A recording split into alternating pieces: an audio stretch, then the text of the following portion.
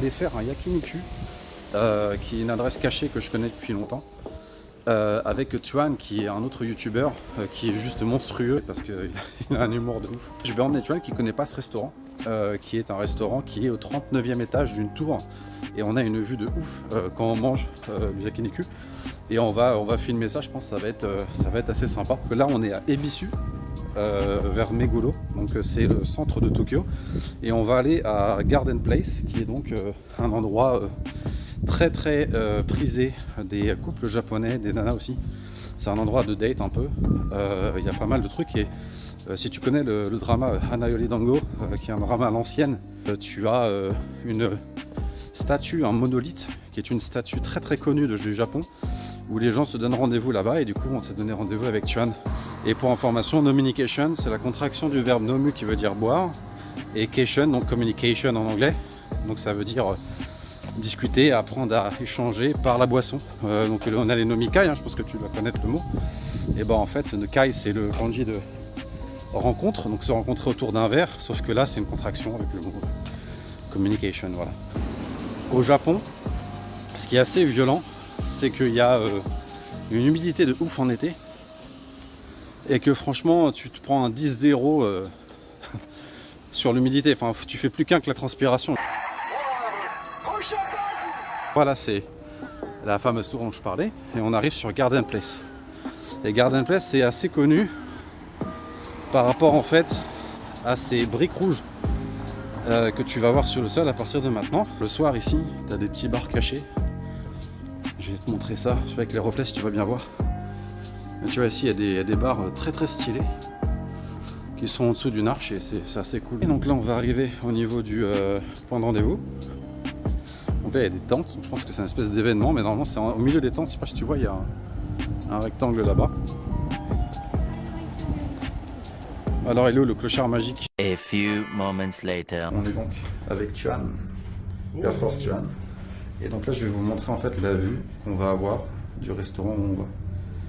Donc c'est une tour en fait qui est sur 40 étages. Et bam!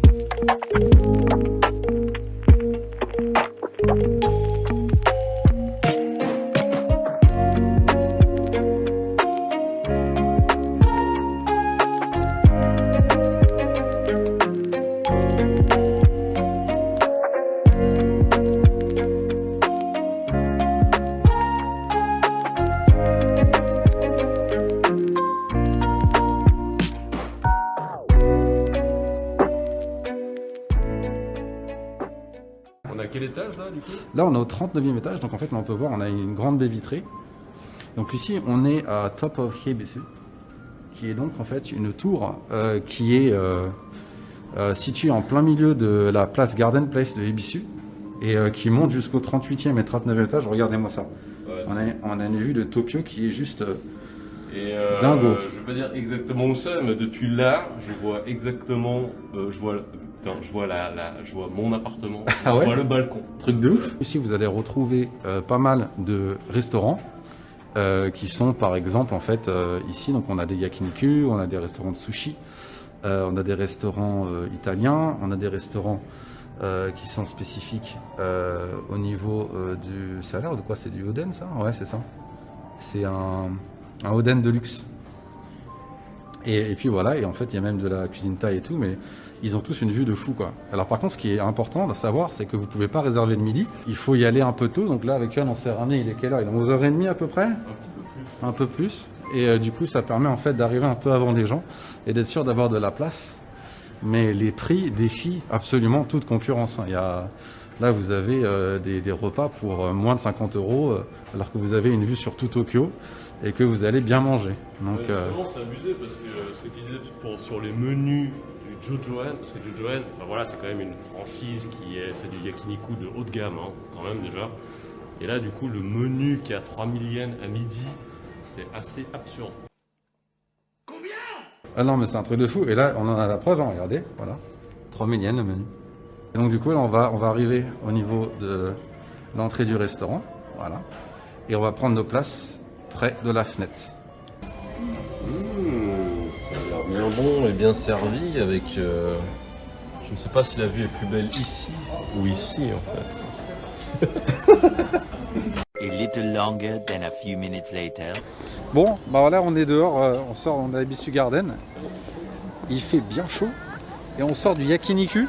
C'est bien bon. Alors quel est ton allez, dis-moi ta note sur 10. En fait, c'est quoi? Moi, c'est la première fois que je vais à Jojoen en plus. Comme c'est un nom qui revient souvent. Parce que c'est quand même un nom qui est quand même bien connu. Et puis c'est quand même, voilà, il y a quand même un prix qui va avec. Mais là, le lunch, putain, c'était trop pas cher. Ah ouais, c'est un truc de ouf. Et donc là, on va se poser à la bière terrasse Oleno Italiano. C'est clairement italien. Et donc oui, a priori, c'est très italien, oui, effectivement. Ah ouais, elle est bien gueuse l'ambiance. Qu'est-ce que c'est que ça? C'est pour moi ça? C'est le Otoshi, ouais. On paye 300 yens de Ah, charge. t'as pas le choix. C'est le truc de fou quoi. Tiens, c'est quoi? Il y a des poils pubiens là? Et de quoi tu parles là? Non, c'est du poisson. Ouais, c'est du poisson grillé. On se fait un verre avec Nominication. Donc alors, la personne qui est en train de nous regarder, bienvenue. Il y a quelqu'un? Ouais, une personne. On sort du yakiniku en fait parce qu'ils nous ont pas autorisé à filmer à l'intérieur. Donc... Bien évidemment! Donc, la tienne. On n'a pas fait dans les yeux évidemment. Ah, je parle l'habitude. Hein. Donc on est avec Tuan, chaîne YouTube Tonolabak. Tonolabak. Parce que ça, c'est mon nom d'artiste en fait. Attention, il a des milliers d'abonnés. Bah non. Bah si, t'as des milliers d'abonnés. Non, j'ai 1300 Bah, abonnés. c'est un millier. C'est vrai. Il a des milliers d'abonnés et il commence... Ah putain, c'est des plaques de parmesan en fait. C'est des plaques de parmesan, oh la vache. Et du coup, bah, moi je suis sur donc c'est Nominication, donc nous on fait des podcasts et des vidéos autour du Japon. On a commencé il y a 3 mois, donc on lance le projet et on fait partie des grigous, donc on fait partie des anciens, génération fin de trentaine, presque de la quarantaine. Je pense pour ceux qui connaissent Mr Pimpas ou quoi, on est à peu près la même génération. Là, on commence à lancer un peu Twitch, donc là on fait un petit test. C'est super bon. Ah ouais? Capre, anchois. Donc ça c'est du fromage, regarde. Un bon petit fromage. Panna cotta dans un restaurant italien. Et toi t'as pris quoi? Une glace. Une glace. Une glace à la fraise.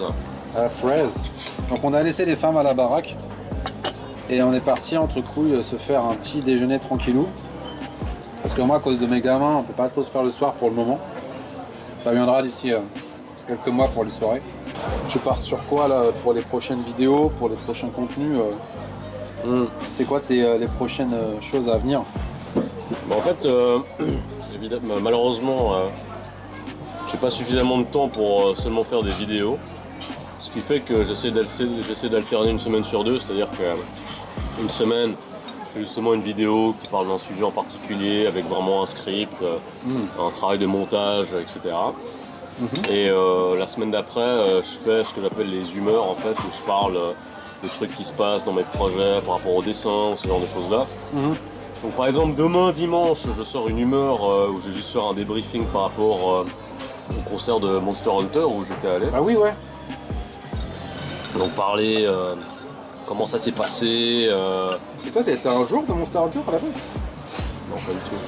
Alors, en fait, Monster Hunter, évidemment, je connais le nom de la licence, mais Monster Hunter, à la base, pour moi, c'est un jeu qui est affilié à l'adultère, en fait. Ok, alors il va falloir que tu développes là. Parce que je fréquentais une fille, une japonaise donc, Ouais, ok. que j'avais attirée chez moi parce que j'avais une PlayStation 4 et elle voulait absolument jouer au nouveau Monster Hunter. Je me demande quel monstre elle a rencontré là-bas. Bah du coup c'est un peu ça quoi. Quel Pakemono. Toi, ton métier te permet de bosser Dans le monde entier, c'est génial ça. Bah, c'est vrai qu'à la base, je suis ce qu'on appelle un digital nomade. Stylé. Donc du coup, Tu peux habiter où tu veux en fait. exactement. Donc avant de m'installer au Japon, bah, en fait, j'étais tout le temps sur la route, à voyager. C'est pour ça que j'ai beaucoup de mobilité. Ça m'a permis d'aller au Canada, aux États-Unis, etc. J'ai aussi passé du temps au Japon.